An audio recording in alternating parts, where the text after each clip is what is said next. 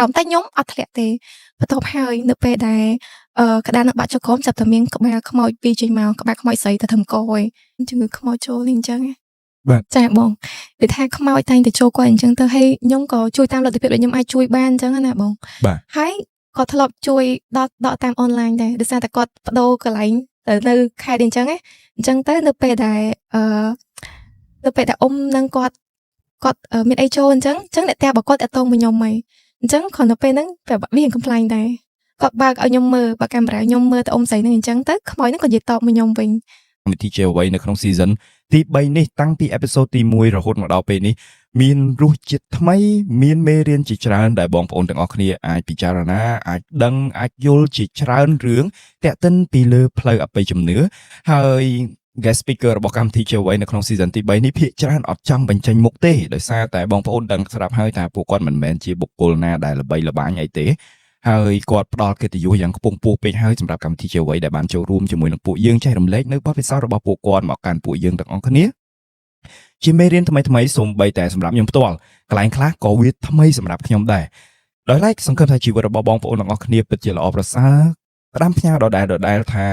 ចិត្តល្អធ្វើល្អគិតល្អនឹងបានបនច្រើនមានតែបនទេដែលអាចទ្រទ្រង់បងប្អូនទាំងអស់គ្នាទៅថ្ងៃអនាគតបនខ្លះក៏អាចហុចផលក្នុងពេលបច្ចុប្បន្នបនខ្លះគឺហុចផលទៅក្នុងពេលអតីតជាតិការគោរពជីវិតរបស់អ្នកដទៃតាមការបើកបរតាមចរាចរណ៍ដែលតាមច្បាប់ទម្លាប់ហ្នឹងគឺជារឿងដ៏ប្រពៃមែនទែនចឹងហើយសង្ឃឹមថាអ្នកដែលបានតាមដានទស្សនានៅវីដេអូមួយនេះនៅតែប្រព្រឹត្តល្អកុំមានគំនិតវិវេហើយនៅតែធ្វើរឿងល្អដោយឡែកតើអេពីសូតមួយនេះខ្ញុំបានអញ្ជើញអ្នកណាបុគ្គលរូបមួយណាឡើងមកកម្មវិធីជាអ្វីនៅក្នុងអេពីសូតទី7បុគ្គលមួយនេះគឺមិនមែនជា fan របស់កម្មវិធីជាអ្វីទេមិនមែនជាប្រិយមិត្តរបស់កម្មវិធីជាអ្វីទេតែអ្នកជុំវិញខ្លួនគាត់ជាប្រិយមិត្តរបស់កម្មវិធីជាអ្វីអ្វីដែលសំខាន់មួយទៀតនោះគឺខ្ញុំជួបគាត់ដោយចៃដន្យនិយាយទៅក៏ប្រតិកលាគ្នាក៏ដឹងរឿងរ៉ាវជាច្រើនដែលគាត់បានលាក់បំបាំងនៅក្នុងចិត្តអញ្ចឹងហើយតោះយើងជួបគាត់ទាំងអស់គ្នាដដែលគាត់សូមមិនបញ្ចេញមុខអាចប្រហែលសំឡេងបានចាបងអូខេជំរាបសួរចាជំរាបសួរបងបាទអាចណែនាំខ្លួនបានទេឈ្មោះអ្វីដែរបើមិនចង់ប្រាប់ឈ្មោះពិតអាចប្រើប្រាស់រហស្សនាមបានអត់មានបញ្ហាអ្វីទាំងអស់ចាបងខ្ញុំឈ្មោះហេរតីខ្ញុំគឺជាគ្រូបង្រៀនតាមផ្ទះបងអូខេអ្នកគ្រូហេរតីឈ្មោះស្តីកូនស្រីខ្ញុំបើកែហូននឹកភ្លាមមកសុខទុក្ខយ៉ាងណាដែរអ្នកគ្រូចាអត់អីបងសុខសប្បាយធម្មតាហ្នឹងហើយអញ្ចឹងដោយសារតែអ្នកគ្រូមានទម្លាប់និយាយលឿនអញ្ចឹងហើយសូមមេត្តានិយាយបន្ថយល្បឿនបន្តិចណាដោយសារតែបើនិយាយលឿនពេកកន្លែងដែលរន្ធត់កន្លែងដែលគួរឲ្យពិចារណាគឺបាត់ព័ត៌មានទាំងអស់តែម្ដងហើយបើសិនជាកន្លែងណាដែលខ្ញុំមិនយល់ហើយខ្ញុំជឿជាក់ថាកន្លែងដែលមិនយល់ហ្នឹងក៏ស្មើជាមួយនឹងប្រិយមិត្តគាត់មិនយល់ខ្ញុំនឹងចោទសួរសំណួរទៅអ្នកគ្រូបានទេអ្នកគ្រូចាបានបងមុខរបរប្រចាំថ្ងៃយ៉ាងណាហើយអត់អីទេបងធម្មតាចាបាទអ្នកគ្រូវ័យក្មេងណាតោះដោយសារអ្នកទាំងអស់គ្នាអត់ឃើញតែខ្ញុំអង្គុយខ្ញុំឃើញច្បាស់គឺអ្នកគ្រូនៅក្មេងមែនតើបើសិនជាបងប្អូនអរគ្នាចង់ស្វែងរក contact គាត់អីហ្នឹងខ្ញុំបញ្ជាក់ប្រាប់ហើយខ្ញុំមិនអាចឲ្យបានទេព្រោះព័ត៌មានរបស់គាត់គឺត្រូវបានបិទចិត្តព្រោះគាត់ក៏អត់ចង់ឲ្យគេដឹងថាគាត់ដឹងរឿងជាច្រើនដូចគ្នាដែរដល់ឡែកអ្នកគ្រូវ័យក្មេងអញ្ចឹងខ្ញុំមានសំណួរថាតើអ្នកគ្រូតាំងពីដើមមកជឿទៅលើរឿងអបិយជំនឿឬក៏មិនទេខ្ញុំជឿបងតាំងពីអង្គងាមកគឺជឿហ្មងចាដោយសារតែខ្ញុំធំឡើងគឺឃើញរឿងទាំងអស់ហ្នឹងហ្មងអាចបញ្យល់ឲ្យបញ្ជាក់បន្ថែមបានអាចទាញមីក្រូខាត់ទៅក្រោមតិចបាទក៏បានដែរហ្នឹងហើយដោយសារតែអីដែលធ្វើឲ្យអ្នកគ្រូជឿបើតាមអាយុរបស់អ្នកគ្រូ Gen Z ណាតែហេតុអ្វីអាចផ្លាស់ប្ដូរផ្នត់គំនិតគួរថាយុវជនឬក៏យុវតីរបស់ Gen Z មួយរូបទៅជាជឿទៅលើផ្នែកអបិយជំនឿទៅវិញដោយសារតែនៅពេលដែលខ្ញុំធំឡើងគឺនៅក្នុងវងតកោបែបហ្នឹងអញ្ចឹងខ្ញុំឃើញការជួយផ្សេងទៅតងទៅនឹងអមនុស្សអីអញ្ចឹងបងអញ្ចឹងទៅខ្ញុំអត់មានអារម្មណ៍ថាភ្ញាក់ផ្អើលទេវងតកោបែបហ្នឹងមានន័យថាម៉េចដែរគឺតារបស់ខ្ញុំគាត់គឺជាគ្រូតាចាអូខេគ្រូខាងផ្នែកអ្វីដែរខាងផ្នែកដូចជាស្រោចទឹកឬក៏មើលជំងឺផ្សេងជំងឺដែលអត់ដឹងមុខអូចាអញ្ចឹងចុះតើអ្នកគ្រូផ្ទាល់ធ្លាប់បានជួបប្រទះឃើញនឹងផ្នែកស្រស់ឬក៏បែបណាទេដែលអាចឲ្យបងប្អូនយល់ដឹងថាតើ background របស់អ្នកគ្រូបែបណាគួរនិយាយថាអ្នកគ្រូ អាចមានលទ្ធភាពបែបណាអាចមើលឃើញបែបណាអាចឃើញរបៀបម៉េចដើម្បីឲ្យប្រិយមិត្តគាត់ដឹងថាអូតើបុគ្គលបែបណាដែលគាត់កំពុងតែស្ដាប់សាច់រឿងហ្នឹង ចាបងចឹងខ្ញុំសូមនិយាយសិនថាដូចថាខ្ញុំធំឡើងទៅខ្ញុំឃើញទស្សនវិជ្ជាទាំងអស់ហ្នឹងប៉ុន្តែគ្រាន់តែឃើញបែបលក្ខថាចូលក្នុងខ្លួនមនុស្សហ្នឹងណា អូ តែ ខេ អត់ធ្លាប់ឃើញជាវិញ្ញាណហ្មងឯងប៉ុន្តែនៅពេលដែលខ្ញុំអាយុបាន11ឆ្នាំបាទខ្ញុំចាប់ផ្ដើមមើលឃើញវិញ្ញាណដែរ ចាហើយវិញ្ញាណដំបូងដែលខ្ញុំឃើញហ្នឹងគឺជាវិញ្ញាណរបស់សាច់ញាតិខ្ញុំដែរគឺជាលោកយាយ អូខេ ចាពេលដំបូងដែលខ្ញុំឃើញហ្នឹងគឺខ្ញុំមានអារម្មណ៍ថាខ្លាចដោយសារតែយើងអាយុនៅក្មេងអញ្ចឹងខ្ញុំខ្លាចគាត់ចាតែទៅពេលដល់បន្តអាសាឃើញអីផ្សេងៗទៀតទៅធម្មតា អូខេ ចា អូខេតើគាត់មកក្នុងលក្ខខណ្ឌមួយដែលចង់បញ្ជូនសារអ្វីមួយទៅដល់អ្នកគ្រូឬក៏គាត់មកក្នុងបែបផែនណា គាត់មកក្នុងរបៀបគាត់គឺជាដូនជីពេលគាត់ស្លាប់ទៅគាត់ស្លាប់នៅស្រុកទេដល់ពេលម៉ាក់ខ្ញុំគាត់និយាយថាអូចង់យកលោកយាយមកនៅផ្ទះហើយស្រាប់ខ្ញុំមកដល់ផ្ទះឃើញលោកយាយនៅផ្ទះ អូ អង្គុយនៅលើខែហ្នឹងហ្មងតែអត់មាត់អីទាំងអស់ អូ ចាចេញចូលមួយដងក៏ឃើញដែរ បាទ ចា អូចម្លែកមែនតើ ដល់ពេលចឹងទៅជាសមាជិកនៅរស់នឹងអង្គុយនៅហ្នឹងហ្មង ចាតែខ្ញុំសូមបកបន្តិចគឺលោកយាយខ្ញុំគាត់មានគ្រូដែរគ្រូរបស់គាត់ហ្នឹងគឺជាលោកតាអេសីនៅភ្នំគូលែនអញ្ចឹងពេលចូលម្ដងនិយាយភ្លើករដើនខ្លាំងហ្មងហើយសំឡេងបដូរអត់សំឡេងជាមនុស្សស្រីសំឡេងជាមនុស្សប្រុសចាស់ ហ្នឹងហើយ ចា អូអញ្ចឹងមានន័យថាលោកតាក៏ជាគ្រូ ចា បានភរិយា បងស្រីរបស់លោកតា បងស្រីរបស់លោកតាអូបងស្រីរបស់លោកតាក៏ជាគ្រូ ចា តើដំណរគ្រូចាប់ត្រឹមនេះឬក៏យ៉ាងណាដែរ អត់ទេបើនិយាយពីបងប្អូនគាត់ទាំងអស់5នាក់អ្នកដែលមានគ្រូគឺ3នាក់ម្នាក់ដែលខ្លាំងជាងគេហ្នឹងគឺស្លាប់តាំងពីសម័យប៉ុលពត ខ្លាំងជាងគេមានន័យថា ខ្លាំងជាងគេហ្នឹងគាត់អាចព្រមដីបាន អូ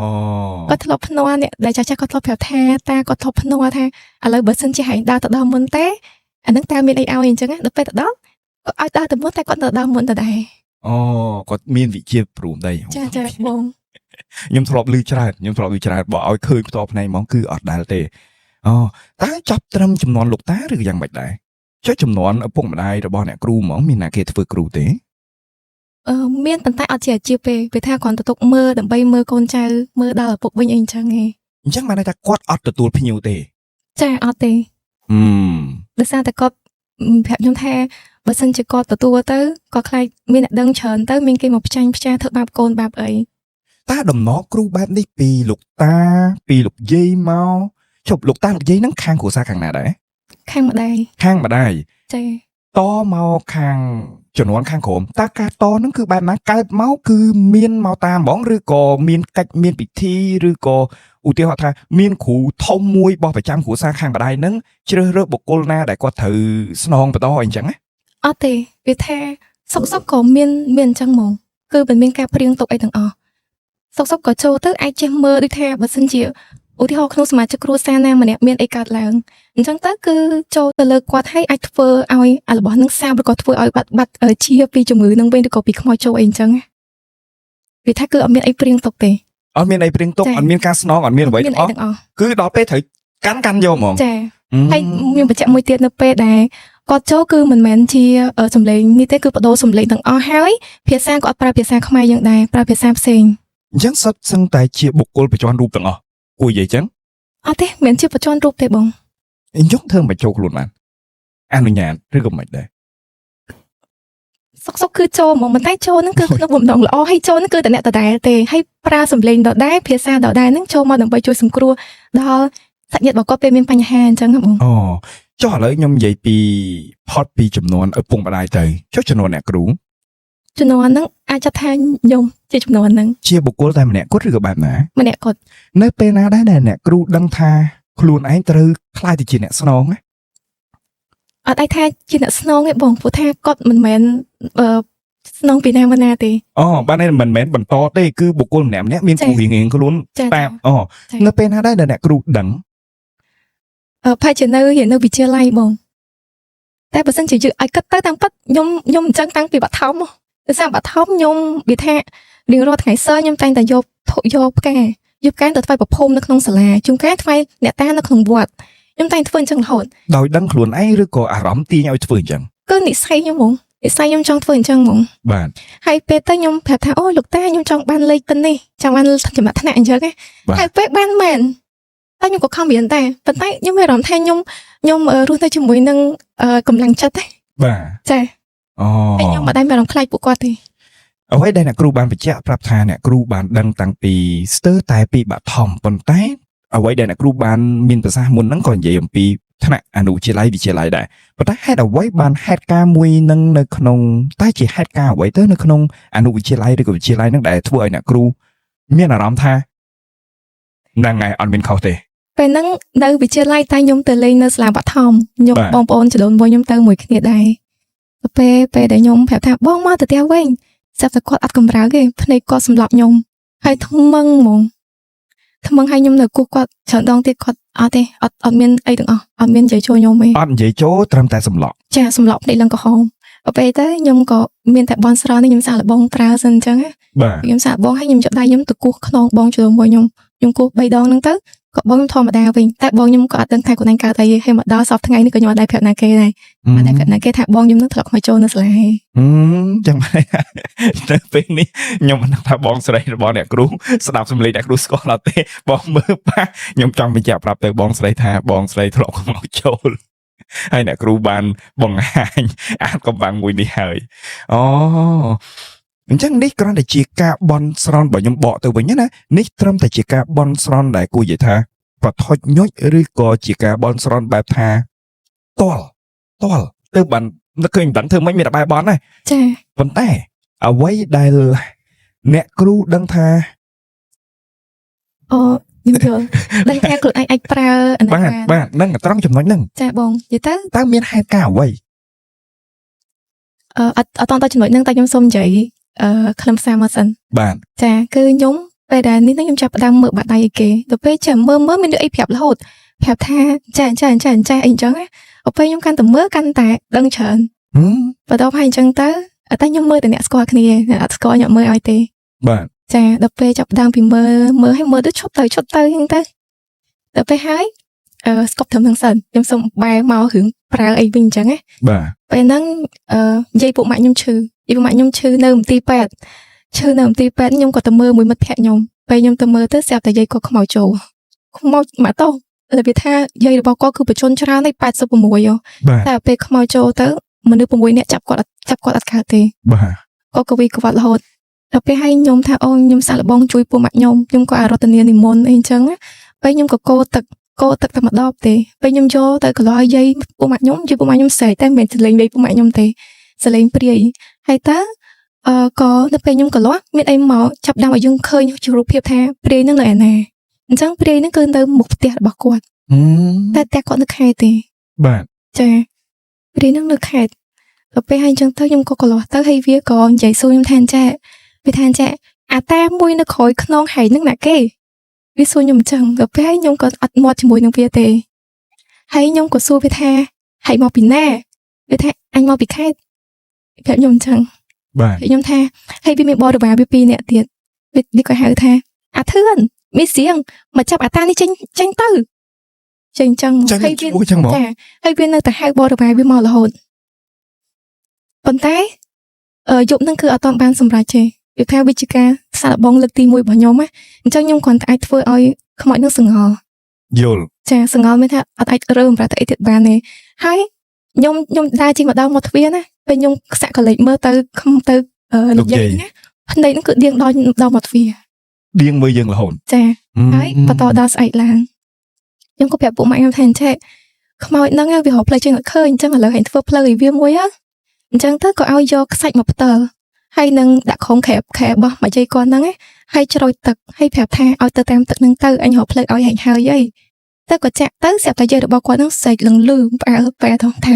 អញទៅហើយ អូយស្អីចឹងហ្មង ចា ស្អីហ្នឹងប៉ុណ្ណា ចាហើយគាត់ក៏ ធម្មតាជាទៅ មើលតាមជំងឺបើមិនជាឈឺប៉ុណ្ណាមើលតាមជំងឺប៉ុណ្ណឹងតែ មើលតាមរបៀបវិទ្យាសាស្ត្រវិញ ចា អូ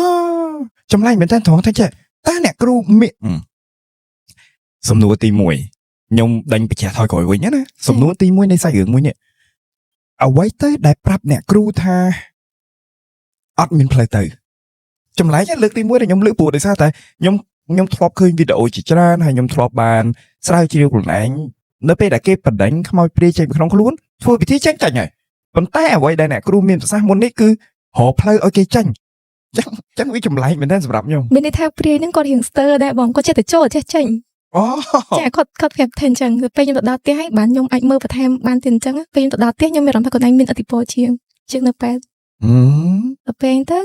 គាត់ថាគាត់ប្រាប់ខ្ញុំអញ្ចឹងហើយខ្ញុំក៏ប្រាប់ពុកម៉ែខ្ញុំតាមដំណើរហ្នឹងទៅគាត់ធ្វើទៅគឺជា ចឹងបានន័យថានៅពេលដែលផ្ចាញ់ផ្សាគ្នាហ្នឹងព្រាយមួយហ្នឹងគឺចង់ចាញ់ហើយប៉ុន្តែវាអត់មានផ្លូវចាញ់ ចាចឹងបាន ស្ទើរ ចា តែស្ទើរតែមានបរិវារ ចាមានបរិវារ2នាក់ រូបភាពដែលអ្នកគ្រូឃើញតើព្រាយនោះបង្ហាញរូបភាពបែបណាដែរ រូបភាពរបៀបសក់កត្រើងសក់សសក់លម៉ែខ្លាបង អូខេ ចាហើយសម្លៀកបំពាក់រៀងដាច់ចាហើយទៅពេលហើយខ្ញុំក៏ប្រាប់ទីតាំងប្រាប់ថាខ្មោចព្រាយហ្នឹងនៅណាអញ្ចឹងទៅពុកម៉ាក់ខ្ញុំថាហ្នឹងហើយនៅមុខផ្ទះគាត់ហ្នឹងមានរបៀបថាឃ្លាំងកុនសើមួយប៉ុន្តែហ្នឹងຕົកចោលយូរហើយឡើងកើតដបោកឡើងធំហើយទៅដល់ពេលមកយាយហ្នឹងគាត់ជាហើយបានចាប់ផ្ដើមធ្វើអាហ្នឹងក៏ខ្ញុំជួយតាក់ទងទៅនឹងការរើឃ្លាំងហ្នឹងដែរ អូ ចា ដើម្បីឲ្យអ្នករើហ្នឹងអត់មានបញ្ហាអី តន់អូម្យ៉ាងដែរម្យ៉ាងមែនតើហ្មងហ្នឹងគឺជាហេតុការណ៍មួយដែលលើកទី1ដែលអ្នកគ្រូសាក់លបងក្នុងការព្យាបាលអ្នកជំងឺเนาะអ្នកគ្រូបើសួរថាតើវិជាដែលអ្នកគ្រូចេះតើមានវិជាអីគេខ្លះអ្នកគ្រូអាចនិយាយត្រួសបានទេ ខ្ញុំមិនអាចប្រាប់ថាជាអីទេជាធម្មតាអ្នកមករកខ្ញុំទេអ្នកមករកខ្ញុំហ្នឹងដូចគាត់មានបញ្ហាអីអ្នកខ្លះទៅក៏ឈឺអ្នកខ្លះទៅឲ្យមើលទៅលើការរស់ស៊ីអ្នកខ្លះឲ្យទៅមើលទៅលើការលក់ផ្ទះទិញផ្ទះរបស់គាត់អីអញ្ចឹងទៅហើយគាត់មើលរៀបចំហុងស៊ុយអីអញ្ចឹងណាអញ្ចឹងខ្ញុំក៏ប្រាប់គាត់រហូតថាខ្ញុំមិនអ្នកអាជីពទេប៉ុន្តែបើសិនជាបងចង់ឲ្យជួយខ្ញុំនឹងជួយប៉ុន្តែបើថាឈុតឬក៏មិនឈុតខ្ញុំអត់ហ៊ានធានាទេ អ្នកគ្រូបើកជាសាធារណៈឬក៏អត់ទេ អត់ទេបង អត់ទេណោះ ចាបង ចឹងនេះគឺជាសម្ដីរបស់អ្នកគ្រូចឹងហើយសង្ឃឹមថាបងប្អូនទាំងអស់គ្នាមិនសួរខ្ញុំថាសុំលេខអ្នកគ្រូមួយខ្ញុំមិនអាចអនុញ្ញាតទេព្រោះដោយសារតែមិនអាចឲ្យបានទេព្រោះខ្ញុំមិនទទួលបានការអនុញ្ញាតពីបុគ្គលខ្លួនសម័យខ្លួនថាចែកព័ត៌មានរបស់ខ្លួនទៅកាន់សាធារណជនត្រឹមត្រូវទេ ចាបង យ៉ាងខ្ញុំបញ្ជាក់ហើយខៃឡូមានប្រិយមិត្តមួយចំនួនគាត់ថាអូចិត្តអាក្រក់ម៉េះឡាក់ ចា សាច់រឿងរបស់អ្នកគ្រូខ្ញុំមិនដឹងថាតើអ្នកគ្រូនឹងចែករំលែកសាច់រឿងអីគេខ្លះទេប៉ុន្តែអ្វីដែលបងប្អូនទាំងអស់គ្នានឹងស្ដាប់និងទទួលសម្ដាប់ចាត់ទុកថាជាការកំសាន្តជាបើសម្រាប់បងប្អូនដែលជឿទៅលើអបិយជំនឿចាត់ទុកថានេះគឺជាការកំសាន្តបែបរន្ធត់ហើយចេះដឹងបន្ថែមនៅអ្វីដែលអ្នកគ្រូបានបញ្ជាក់ចឹងណាចឹងសង្ឃឹមថាបងប្អូនទាំងអស់គ្នានឹងមិនប្រើពាក្យអសុរោះឬក៏មិនប្រើពាក្យប្រមាថទៅលើបុគ្គលណាម្នាក់នោះឡើយនៅក្នុង comment នៅក្នុងវីដេអូមួយនេះត្រៀមខ្លួនហើយនៅអ្នកគ្រូ ចាបង ត្រៀមខ្លួនហើយតោះកុំឲ្យខាតពេលវេលាយូរយើងចូលដល់សាច់រឿងទី1របស់អ្នកគ្រូអាចទាញមីក្រូមកគៀកខ្លួនតិចក៏បានដែរធ្វើមិនឲ្យអង្គុយឲ្យស្រួលសម្រាប់អ្នកគ្រូតដែលអ្នកគ្រូមានទ្រព្យនិយាយលឿនចឹងជួយបន្ថយលឿនបន្តិចហើយនិយាយឲ្យច្បាស់បន្តិចណាដើម្បីឲ្យបងប្អូនទាំងអស់គ្នាងាយស្រួលក្នុងការតាមសាច់រឿងរបស់អ្នកគ្រូសាច់រឿងទី1អញ្ជើញអ្នកគ្រូ ចាបងសាច់រឿងទី1របស់ខ្ញុំលើកយកមកតាក់ទងទៅនឹងខេត្តមួយដែលនៅជាប់ដៃសមុទ្រដែរអញ្ចឹងណាបង បាទ តែក្នុងមួយខេត្តនេះខ្ញុំជឹកយកអំពីរឿងពីរ បាទ ចារឿងទី1នេះមានថាពេលដែលដំបូងហ្នឹងពួកខ្ញុំទៅដល់ខេត្តហ្នឹងរៀងយប់ដែរប៉ុន្តែចង់ទៅលេងនៅសមុទ្រដល់ពេលអញ្ចឹងទៅក៏នាំគ្នាដាក់អីវ៉ាន់អស់ហើយនាំគ្នាលើកឡើងឡានមកម្ដងទៀតឡាន2បងដល់ពេលហើយទៅសាប់ ទៅ ឡាន គ្នាប្រហែលអ្នកដែរ គ្នាច្រើនបងខ្ទង់ប្រហែលជា12នាក់ ទៅដើរលេងមិត្តភ័ក្តិដែរ ទៅចាបងទៅដើរលេង បានន័យថាជួបករណីនេះដោយគ្មានគម្រោង មានកម្រងមួយ អូខេ ចាដោយសារតែខេត្តហ្នឹងគឺជាផ្ទះរបស់មិត្តភ័ក្តិដែរ អូខេ ចាអញ្ចឹងទៅពួកខ្ញុំក៏ចាប់ផ្ដើមរើអីវ៉ាន់ចុះក៏នាំគ្នាឡើងឡានចង់ទៅលេងសមុទ្រទាំងយប់ដល់ពេលហើយស្រាប់តែឡានមួយទៀតអត់ឆេះទេអត់ឆេះទេអញ្ចឹងទៅខ្ញុំក៏មានអីប្រាប់ខ្ញុំអញ្ចឹងថាឲ្យខ្ញុំនឹងប្រាប់ម្ចាស់ឡានហ្នឹងទៅថាឲ្យរុញឡានទៅក្រោយបន្តិចឡាននេះឆេះប្រាប់ខ្ញុំអញ្ចឹងហើយខ្ញុំក៏ប្រាប់ថាចា ជាសំឡេងមនុស្សឬក៏ គឺវាអលត់នៅក្នុងខួរក្បាលខ្ញុំហ្មងដល់ពេលអញ្ចឹងទៅខ្ញុំក៏ចុះពីលើឡាន pick up ហ្នឹងយើងជិះ pick up ជិះឡើងពេលចុះមកពីហ្នឹងខ្ញុំប្រាប់ថាបងឯងរុញឡានទៅក្រោយបន្តិចឡានបងឯងឆេះហើយទៅគេក៏និយាយថាម៉ែណៃពេលខ្ញុំថាម៉ែណាបងខ្ញុំប្រាប់គេអញ្ចឹងហើយក៏គេរុញក្រោយបន្តិចក៏ឡានហ្នឹងឆេះមែនចាឥឡូវខ្ញុំសូមប្រាប់បងពីមូលហេតុសិនណាមូលហេតុដែលឡានឆេះហ្នឹងគឺផ្ទះជាប់គាត់ហ្នឹងគឺលោកតាហ្នឹងគាត់កំណាញ់ខ្លាំងណាស់អត់អាចណាគេចតឡានក្បែរគាត់បានទេ ហើយទៅបើសិនជាមានតែគេចតអញ្ចឹង នេះខ្ញុំលឺអ្នកភូមិនឹងនិយាយណាតែដែលដឹងស្អីឬគេបានគាត់យកនិយាយប្រាប់ថាតែណាគេចោតឡើងគាត់មិនស្ដីឲ្យទេតែតាំងក៏ស្លាប់បានប្រហែលមួយខែដល់ពេលហើយគឺដោយសារតែមូលហេតុឡើងឆេះហ្នឹងគឺលោកតាហ្នឹងគាត់ធ្វើកុំឲ្យឡើងនឹងឆេះបានន័យថាគាត់ខឹងចោតនៅមុខផ្ទះរបស់គាត់អត់មុខផ្ទះទេចូលព្រំដីតែបន្តិចទេពេលមកចង្អាមហ្នឹងអត់ឆេះហើយជួនកាលអ្នកដឹមហ្នឹងថាពេលខ្លះណាគេយកឡានទៅចោតពេលគាត់ស្លាប់ហើយហ្នឹងអញ្ចឹងយកឡានទៅចោតឡានហ្នឹងលោតសម្លេងរហូតលោតស្លេងដូចមនុស្សទៅប៉ះហ្នឹងហើយលឺស្រែនចាបងហ្នឹងគឺទី1អូអញ្ចឹងបានន័យថាសំបីតែអមនុស្សស្លាប់ទៅហើយក៏នៅតែកំណាញ់ដែរណោះចាបងបាទជើញតទៀតចាខ្ញុំនិយាយលើរឿងទី2ហ្នឹងគឺនៅក្នុងខេត្តហ្នឹងតដែរគាត់ប្រឡងគ្នាប្រហែលជាបាន3ថ្ងៃទេតែរបស់ខ្ញុំហ្នឹងប៉ារបស់គាត់ហ្នឹងគឺស្លាប់យូរហើយតែមករបស់ខ្ញុំអាយុច្រើនជាងខ្ញុំក៏ខ្ញុំហៅថាមិត្តភក្តិដោយសារតែយើងធ្វើការមួយគ្នាបាទចាប៉ារបស់គាត់ស្លាប់តាំងពីឆ្នាំ2006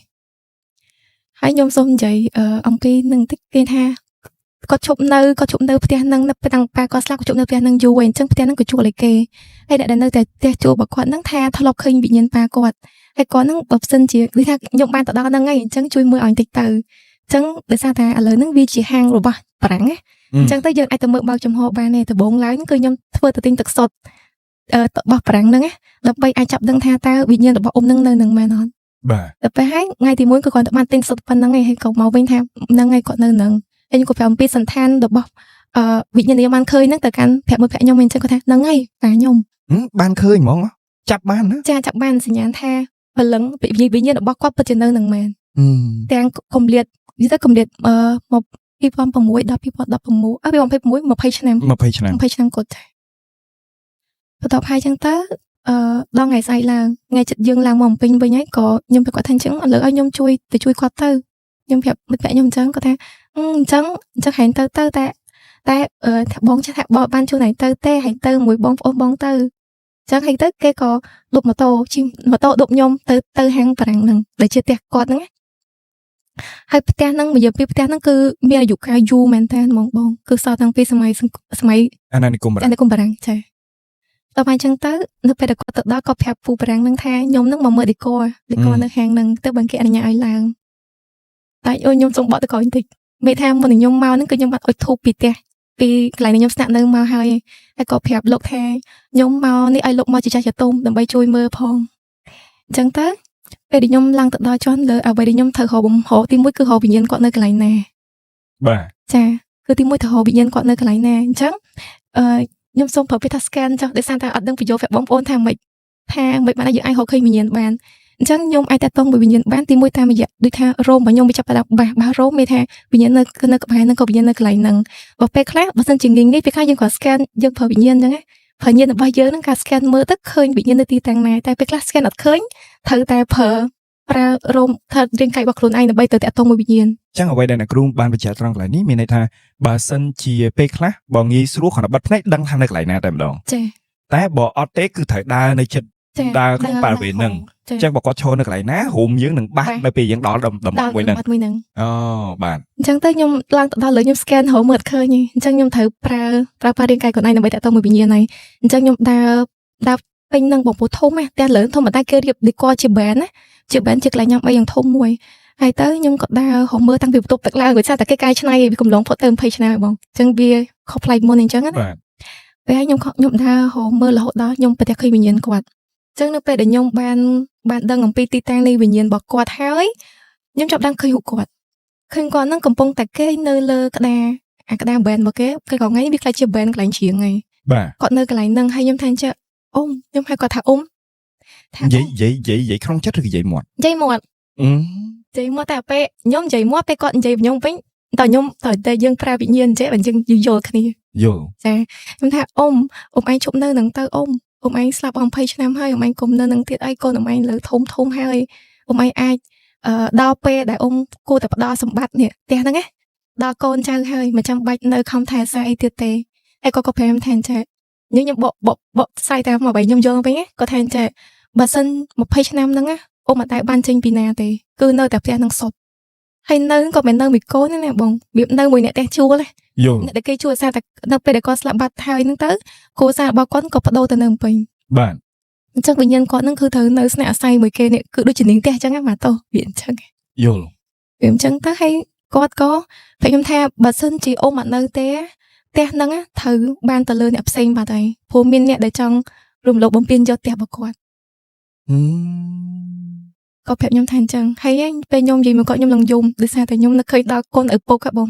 ធំធេងមែនតើហ្មងតែគាត់ស្លាប់បាត់ហើយគាត់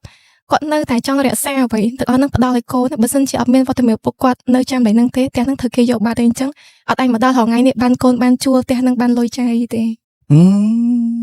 ចាតែគាត់តែមានតែមួយគឺគាត់អាចចេញពីផ្ទះហ្នឹងបានអញ្ចឹងបងដល់គាត់បានជួបខ្ញុំពេលហើយយើងចាប់ដើមនិយាយគ្នាបានមកស្ទុះទៅ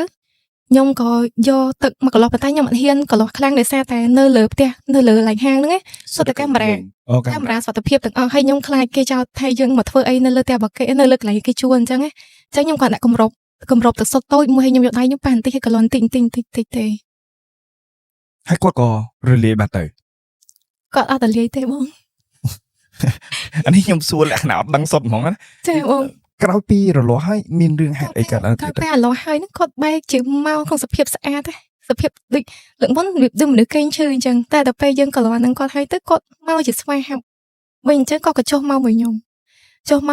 ញុំក៏មកដល់ក្រោមខ្ញុំក៏ជ្រោចទឹកនៅលើដីខាងក្រោមវាថាខាងក្រោមអត់អីបរិវេណចិត្តផ្លូវយើងអាចជ្រោចទឹកបានអញ្ចឹងខ្ញុំជ្រោចហើយខ្ញុំចាប់ដើមជូនបុណ្យគាត់ដល់ពេលជូនបុណ្យគាត់ហើយហ្នឹងទៅស្រាប់តែលឺសំឡេងដូចសំឡេងដោះខ្នោះអញ្ចឹងលឺសំឡេងដោះអញ្ចឹងដូចលឺចេញពីដៃអញ្ចឹងទៅលឺពេលលឺសូរសំឡេងហ្នឹងហើយក៏ចាប់ដើមមានសេរីភាពហើយគាត់អាចចេញពីកន្លែងហ្នឹងបានហើយគាត់ហ្នឹងបានមកមួយខ្ញុំដែរមកមួយខ្ញុំជិះទៅជួបកូនគាត់ខ្ញុំស្មានមកមួយខ្ញុំមកថតហ្នឹងដែរបាទអញ្ជើញមកជួបកូនគាត់ទៅខ្ញុំប្រាប់គាត់ថាចេះបងប៉ាអីមកហើយកូនអ្នកនៅនឹងគេនាំគ្នាភឺសបោគ្រប់គ្នាតែខ្ញុំថាមិនខ្លាចទេអ៊ំតាពេលទៅក៏ឲ្យគាត់អុជធូប5ផ្សាយហើយនិយាយជាមួយនឹងប៉ាគាត់ទៅថាជុំអញ្ជើញប៉ាគាត់ឲ្យទៅនៅចាក់ដីអញ្ចឹងព្រោះចាក់ដីធ្វើចោល20ឆ្នាំមកគឺមើលអត់មានតែគេទៅនៅធ្វើបុណ្យចោលហើយវាថាកូនគាត់ក៏ដែរមកធ្វើបុណ្យនៅផ្ទះនេះតែសត្វតែផ្ទះនេះដាក់ជួលឲ្យគេអញ្ចឹងណាចាអញ្ចឹងមានន័យថាចែកដីមានកន្លោធាតមានអីទាំងអស់គ្រាន់តែគាត់មិនមែននៅនឹងចាគាត់នៅផ្ទះនេះចាចុះគាត់បាននិយាយពឹស្ដាថាតើគាត់ថែរក្សាផ្ទះនឹងមិនឲ្យគេយកបានសម្រេចបែបណាទេខ្ញុំសូមបញ្ជាក់មួយផ្ទះនឹងមានកំណប់អូយល់ហើយអូខ្ញុំប្រហែលតន់អញ្ចឹងហើយគាត់នៅថែរក្សាកន្លែងហ្នឹងធ្វើម៉េចឲ្យសម្បត្តិទាំងអស់ហ្នឹងគឺជារបស់កូនគាត់តែដោយឡែកបើសិនជាខ្ញុំបើកវងកញ្ចក់តិចណាកំណប់ហ្នឹងជារបស់គាត់កំណប់ហ្នឹងគឺសល់តាំងពីសម័យសង្គមបងមិនមែនជារបស់គាត់ទេតែគាត់ដឹងរបស់គាត់ទេគាត់ដឹងហើយមានអ្នកផ្សេងដឹងឲ្យព្យាយាមចង់កាយរវាថាយល់អីអញ្ចឹងតែគឺអត់បានសម្រេចទេគឺរំឃើញទេអូគាត់បិទបាំងរហូតអញ្ចឹងទៅចាអូតែសាច់រឿងនេះចាប់ត្រឹមប៉ុណ្ណឹងឬក៏បែបណាដែរចាប់ត្រឹមប៉ុណ្ណឹងបងអូខេយ៉ាងម៉េចដែរបងប្អូនអរគ្នានេះគឺជាសាច់រឿងគួរនិយាយថាម៉េចទៅសាច់រឿងពីរសាច់រឿងប៉ុន្តែមានសាច់រឿង Snow មួយដែលអ្នកគ្រូជម្រាបតាក់ទិនអំពីគុណឪពុកតែក្នុងហ្នឹងក៏មានសាច់រឿងតាមួយដែលកំណាញ់បាទលោកតាមួយដែលកំណាញ់ដែលគាត់ចែកឋានហើយតែសំបីតែចតឡាននៅមុខផ្ទះគាត់ចូលដីតែមិនបន្តិចក៏មិនបានដែរហ្នឹងចឹងឯដែលខ្ញុំចង់លើកទឹកចិត្តឲ្យបងប្អូនអរគ្នាថាហេតុអ្វីបានមនុស្សទាំងអស់គ្នារស់នៅក៏ពិបាកមកម៉េះក៏ចិត្តអាក្រក់មកម៉េះចិត្តរំដេរថៃមកម៉េះត្រឹមតែរបស់គេថារស់នៅភូមិផងរបងជាមួយហេតុអ្វីមិនធ្វើល្អឲ្យខ្លះទៅបើសិនជាគួរថាបើសិនជាយើងមានខ្សែធំប៉ុណ្ណាក៏ដោយមានឋានៈប៉ុណ្ណាក៏ដោយមានទ្រព្យសម្បត្តិប៉ុណ្ណាក៏ដោយបើមានអសរអន់ក្រនៅក្នុងផ្ទះតើបងប្អូនយល់ថាអ្នកណាអ្នកអាចជួយបងប្អូនមុនគេច្បាស់ណាស់អ្នកជាប់របងផ្ទះបងប្អូនហើយបើសិនជាអ្នកជាប់របងផ្ទះបងប្អូនក៏បងប្អូនមិនអាចធ្វើល្អជាមួយឲ្យគេស្អប់គ្រប់គ្នានេះបើចៃដន្យបើមានហេតុការណ៍អ្វីកើតឡើងតើបងប្អូនគិតបែបណា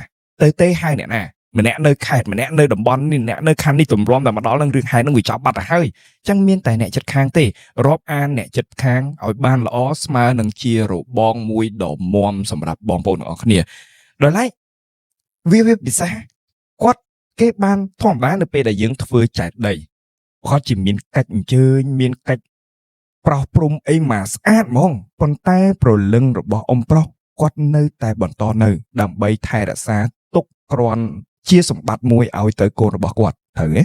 ចុះមកដល់សប្តាហ៍ថ្ងៃនេះតើ ផ្ទះនឹងបែបណាដែរនៅជួលឲ្យទៅបរទេសតដែរឬក៏បែបណា ចាបងហងៃគឺនៅជួលឲ្យបរទេសតដែរបង កំណំតន់រកឃើញ អត់ទេកំណាប់ហ្នឹងគឺខ្ញុំប្រាប់ឪពុកគាត់ថាបំភ្លេចទៅកុំឲ្យរកអី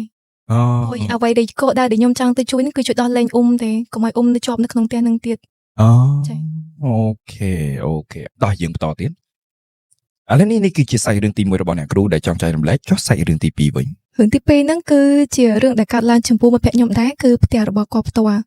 គាត់ទៅតែរៀបការថ្មីអញ្ចឹងហើយក៏បងមលូផ្ទះមួយបងមលូបដានៅបដាអញ្ចឹងហ៎បង កើតឡើងនៅក្នុងឆ្នាំណាដែរ ថ្មីនេះដែរទេបងបន្ទាប់ហើយអញ្ចឹងទៅពេលដែលគាត់ចូលនៅដំបូងហ្នឹងស្រាប់តែលឺសំឡេងខ្លែងស្រែកយំរងថ្ងៃហើយប្តីគាត់ប្រពន្ធទាំងពីរនាក់ណាគាត់ប្រភ័យក៏ខ្លាចគាត់ធ្វើសបល់រងថ្ងៃគាត់ថាមកដល់ផ្ទះលឺតែសំឡេងខ្លែងស្រែកយំរងថ្ងៃអញ្ចឹងទៅគាត់ថាអញ្ចឹងហើយធ្វើទឹកឲ្យបងតិចមកយកទៅកន្លោះផ្ទះបងមើលពេលធ្វើទឹកហ្នឹងហើយក៏យកទៅកន្លោះទឹកបាត់សំឡេងខ្លែងស្រែកហ្នឹងមែនហើយក៏លែងមានអារម្មណ៍ភឺសបល់ដែរ បាទ បន្ទាប់ហើយបកតដែរហ្នឹងណាបងតមកទៀតហ្នឹងគឺវាថាខ្ញុំសុំចេញតិចតទៅនឹងវាថាបងស្រីហ្នឹងប៉ាក្រោយគាត់ហ្នឹងគឺជាគ្រូហើយគ្រូខ្លាំងណាស់នៅខេត្ត ប៉ាក្រោយមានន័យថាម៉េចទៅ គេថាឪពុកចុងរបស់គាត់ អូ ម៉ាក់គាត់មានគ្រួសារមួយទៀតអញ្ចឹងណា បាទគឺជាគ្រូដែលខ្លាំង ចាគ្រូដែលខ្លាំងមែនតើប៉ុន្តែគឺអត់ត្រូវគ្នាជាមួយនឹងបងស្រីហ្នឹងទេអញ្ចឹងទៅនៅពេលដែលបងស្រីហ្នឹងព្រោះនៅផ្ទះថ្មីហ្នឹងម្ដាយរបស់គាត់ហ្នឹងបានផ្ញើអីវ៉ាន់យកមកឲ្យអញ្ចឹងទៅតែអីវ៉ាន់យកមកហ្នឹងវាមានរបស់កកិចនៅក្នុងហ្នឹងដល់ពេលដែលយកមកហើយអញ្ចឹងទៅបងស្រីហ្នឹងក៏ចាប់ផ្ដើមមានបញ្ហាហើយគាត់ហ្នឹងក៏យកមកប្រាប់ខ្ញុំហើយខ្ញុំក៏មើលឲ្យគាត់ខ្ញុំឲ្យមើលពីចង្អៃទៅអញ្ចឹងមើលទៅក៏ឃើញនៅក្នុងបន្ទប់គេងរបស់គាត់ហ្នឹងខ្ញុំក៏ប្រាប់គាត់ថាមានមនុស្សស្រីម្នាក់នៅក្នុងបន្ទប់គេងបងឯងហ្នឹងហើយវាអត់អាចឲ្យបងឯងសុកបានទេដល់ពេលហើយអញ្ចឹងទៅខ្ញុំក៏ធ្វើទឹកម្ដងទៀតធ្វើទឹកឲ្យគាត់ហ្នឹងយករបស់យកឲ្យគាត់រៀបចំខ្លួនឯងអ្វីខ្ញុំឲ្យប្រាប់គាត់ហ្នឹងណារៀបចំដាក់ក្រុមពុកដែលគាត់គេងពុកហ្នឹងគឺជាពុកដែលយកមកពីមកគាត់ឲ្យហ្នឹងពុកថ្មីប៉ុន្តែមានអីអញ្ចឹងណាដល់ពេលអញ្ចឹងហើយទៅយកអង្គជាមួយនឹងស្លឹកក្រូចសើចដាក់ក្នុងផ្លាស្ទិកមួយដាក់នៅក្រុមពុកហ្នឹងបាទក្រុមពុកហ្នឹងឲ្យតឹងទៅកន្លោះគាត់ថាពេលគាត់កន្លោះទឹកហ្នឹងក៏មានអារម្មណ៍ថាដូចឆ្លោះគ្នាជាមួយអ្នកណាអញ្ចឹងគាត់កន្លោះទៅកាន់តែមានអារម្មណ៍ដូចមនុស្សពងប្រឆាំងគ្នាអញ្ចឹងពងតខឹងចាបន្ទាប់ហើយពេលគាត់កន្លោះហ្នឹងហើយដល់យប់ឡើងគេមកហៅខ្ញុំអ្នកស្រីហ្នឹងគ្រូគេឲ្យមកហៅខ្ញុំគេថាចាគេសូមភាសាក្នុងនោះមានពាក្យអសរោះគាត់ថាថ្ងៃណាគេវាបញ្ជួយវាគាត់ថាខ្ញុំអញ្ចឹងទៅខ្ញុំអត់តបតជាមួយនឹងវាហ្នឹងទេតបហើយបន្តមកទៀតវាថាចាំមើលយប់ហ្នឹងអញធ្វើឲ្យវាដេកមិនបានធ្វើអីក៏មិនកើតដែរហើយទៅខ្ញុំក៏បានស្ដាប់តែប៉ុណ្្នឹងឯងអញ្ចឹងទៅខ្ញុំក៏ដឹងខ្លួនពេលស្អែកឡើងខ្ញុំក៏ទៅជួបគាត់សួរថាបងយប់មិញមានរឿងអីមែនតបទៅគាត់ថាយប់មិញហ្នឹងវាលេងខ្លាំងណាស់អញ្ចឹងទៅខ្ញុំថាអូអញ្ចឹងមានតែខ្ញុំត្រូវចេញមុខផ្ទាល់ហើយអញ្ចឹងទៅខ្ញុំក៏ត្រូវខ្ញុំទៅផ្ទះគាត់ទៅក៏បានធ្វើអីទួយអញ្ចឹងទៅក៏បាត់វាទៅអត់ឆឹងเลยស្រួលម៉េះសាច់រឿងគឺអញ្ចឹងតែតោះអស់ហេនៅសល់តាំងទៀតបាទបាត់ម្នាក់ស្រីទៅបាត់ទៅដល់មានអ្នកថ្មីមកទៀតហ្នឹងវាថាគឺជាតែគឺកំសត់វិញម្ដាយហើយនឹងកូនខ្មោចទាំងពីរហើយចង់មកចាប់ជាតិជាមួយនឹងបងស្រីហ្នឹងតែម្ដាយហ្នឹងថាខ្លួនឯងអត់ចាប់ជាតិក៏បានដែរឲ្យតែកូនខ្ញុំបានចាប់ជាតិអញ្ចឹងគាត់មកជួបរកបងនឹងសឹងរាល់ថ្ងៃដល់ឲ្យយកកូនរបស់គាត់កូនតូចនឹងយកវាថាប្រឡាក់ជាមួយនឹងទឹករងាអញ្ចឹងណាហើយយកមកដាក់ក្បែរបងនឹងរាល់ថ្ងៃមកពលានពេញនឹងអញ្ចឹងទៅហើយទៅខ្ញុំក៏ត្រូវបានទៅផ្ទះគាត់ម្ដងទៀតទៅផ្ទះគាត់ម្ដងទៀតហ្នឹងវារៀងយប់ពេកបងផៃជាខ្ទង់ម៉ោង6កន្លះអីដោយសារតែខ្ញុំចេញទៅធ្វើការទៅឆ្ងាយបាទទៅដល់មកដល់ផ្ទះហ្នឹងវារៀងយប់មកបានធ្វើកម្មវិធីអីទៅពេលទៅដល់ហ្នឹងដូចខ្ញុំប្រាប់អញ្ចឹងខ្ញុំត្រូវតាមហៅវិញ្ញាណហ្នឹងសិនតាមវិញ្ញាណហ្នឹងវិញ្ញាណម៉ែកូនហ្នឹងបាទពេលខ្ញុំតែគាត់មាន3ជាន់ខ្ញុំក៏ដើរម្ដងមួយជាន់ដើម្បីរកសិនដល់ពេលហើយរកតាំងពីដល់លើអាបន្ទប់ដែលគាត់គេងហ្នឹងគឺវានៅកន្លែងហ្នឹងដល់ពេលដែលខ្ញុំបានរកឃើញហើយយីមិញកន្លែងខ្ញុំសូមយីមួយដូចរឿងខ្មោចអញ្ចឹងពេលយើងចូលទៅដល់ចាប់តែទ្វារនឹងបិទខ្លួនឯងក្រាំងបិទខ្លួនឯងហ្មងបិទខ្លួនឯងហើយទៅខ្ញុំក៏យកទឹកដែលបាត់នេះហ្នឹងក៏ទឹកកន្លោះតាមអញ្ចឹងកន្លោះទឹកទាំងអស់ហ្នឹងវាព្រមចូលគ្នាខ្លាយទៅជាហូបមនុស្សស្រីកាន់កូនចេះហើយកូនហ្នឹងក្បាលទាំងងហើយវាប្រាប់បងស្រីហ្នឹងថាកូនវាហ្នឹងអាយុ3ឆ្នាំប៉ុន្តែខ្ញុំប្រាប់បងស្រីហ្នឹងថាចេះកូនវាហ្នឹងគឺជាកូនង៉ែតទេ តែវាខ្មោចហ្នឹងប្រាប់បងស្រីហ្នឹងរហូតបើស្អែកវាមកថ្ងៃអញ្ចឹងវាថាកូនវាយុ3ឆ្នាំតែកូនវាក៏ងាយទេតែឃើញអញ្ចឹងទស្សនភាពមនុស្សស្រីកាន់កូនយកឲ្យយើងអញ្ចឹងហើយបងស្រីក៏គាត់ឃើញដែរក៏ ស្ដែងអញ្ចឹងហ្មង ទឹកហ្នឹងវាបរួមទៅជារូបហ្នឹង យល់ដូចគំនូទឹក ចាដូចគំនូទឹកអញ្ចឹងខ្ញុំឲ្យបងស្រីឃើញដូចគ្នាហើយនៅពេលដែលខ្ញុំប៉ះទៅលើរូបហ្នឹងខ្ញុំប៉ះទៅលើរូបហ្នឹងហើយខ្ញុំព្យាយាមផ្សាយមេត្តាធម៌ដល់គាត់អីអញ្ចឹងខ្ញុំព្យាយាមឲ្យគាត់ថាគេអត់ទាន់ចង់បានកូនទេកុំនេះអីកុំធ្វើបាបគេអីដល់ពេលអញ្ចឹងទៅគាត់ថាចាឥឡូវហ្នឹងមិនយកខ្ញុំក៏បានដែរឲ្យទៅយកកូនខ្ញុំឲ្យកូនខ្ញុំបានចាប់ចិត្តផងនឹងទឹកចិត្តជាម្ដាយបងចាខ្ញុំរៀងក្តុកក្តួលដែរពេលហ្នឹងតែខ្ញុំបានជួបនិយាយមួយខ្មោចហ្នឹងគាត់យំមែនតើគាត់យំគាត់នៅតែទទូចថាឲ្យយកកូនគាត់ទៅជួយយកកូនគាត់ទៅហើយទៅខ្ញុំគាត់ថាបងបាញ់ជួយមកនិយាយមកដោយសារមកឯងម្ចាស់អីអញ្ចឹងទៅឲ្យបងនឹងប៉ះអញ្ចឹងជាមួយនឹងខ្ញុំហើយនិយាយបងនឹងក៏ផ្សាយមេត្តាធម៌ខ្ញុំថាបើសិនជាខ្ញុំសូមប្រកេនបងនេះអញ្ចឹងណាបងវាថាវេបងជួននេះអញ្ចឹងទៅមិនថាបងដែលពួកខ្ញុំបានធ្វើចិត្តនេះចិត្តមុខអញ្ចឹងបានទៅដល់ពីអ្នកម្ដាយកូននឹងអញ្ចឹងណាបងយូរនិយាយផែជាកន្លះម៉ោងបានបាត់ហើយក៏បាត់មកដល់សប្តាហ៍ថ្ងៃនេះគឺជាសាច់រឿងចប់សំណឹងចាបងគឺបងស្រីនឹងមួយមិនដឹងច្រើនករណីច្រើនករណីទុំទៅពីករណីហ្នឹងចានៅមានករណីតទៀតអត់ទេករណីតូចដែរតែយើងធ្វើនៅខាងក្រៅអត់ធ្វើនៅផ្ទះហ្នឹងទៀតទេហើយវាថាចេញមកឲ្យអង្គើខ្លួនខ្ញុំទៀតចាប់ខ្ញុំផងអីផងគឺខ្ញុំមិនគាត់ទេដោយសារតែឪពុកជាគ្រូហ្នឹងតែងតែធ្វើបែបថ្មីមកតង់ទៀតហ្នឹងព្រោះដោយសារតែចេះដោយរឿងកុនបដ ாய் ដោយរឿងកុនត្រង់ថានៅពេលដែលយើងប្រោះទឹកហើយទឹកទាំងអស់បានមករត់ផ្ដុំគ្នាខ្លាយទៅជាគំនូសាហាវនោះថតកុនបានណាចាបងអ្វីដែលសំខាន់ដែលខ្ញុំចង់សួរថាចេះតើបុគ្គលម្នាក់នឹងចូលមកតាមណាបើនិយាយអំពីប្រវត្តិម្នាក់នឹងវិញគឺគាត់ត្រូវបានប្តីសម្លាប់ហើយនឹងកូននៅកន្លែងទឹកដីចាស់ហ្នឹងជាអ្នកនៅទឹកដីហ្នឹងតែម្ដងតែមិននៅក្នុងផ្ទះហ្នឹងនៅផ្លូវនៅផ្ទះហ្នឹងអញ្ចឹងធ្វើមិនចូលតែបានខ្ញុំអត់ដឹងដែរអត់បានប្រាប់ដែរខ្ញុំនិយាយទៅតោះតែមានអីតែខ្ញុំទៅមើលទៅបានឃើញគេនៅក្នុងហ្នឹងតែខ្ញុំប្រាប់ឯងតែយើងដើររអីចឹងយល់តែសំបីតែជាខ្មោចក៏ស្រឡាញ់កូនដែរណោះចាអញ្ចឹងដូចរឿងមុនខ្មោចឪពុកនេះខ្មោចម្ដាយម្ដងអូយសាច់រឿងថ្មីហ្មងថ្មីជ្រើងហ្មងណាពួក